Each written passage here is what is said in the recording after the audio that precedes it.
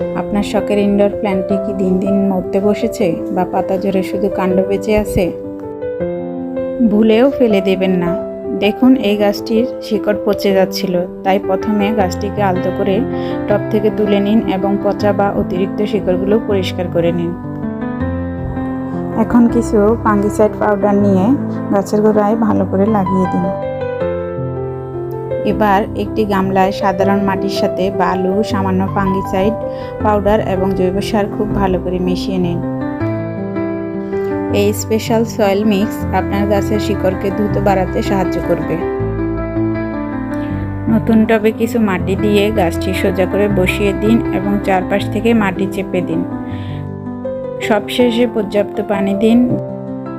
ব্যাস, আপনার মৃতপ্রায় গাছ আবার প্রাণ ফিরে পাবে।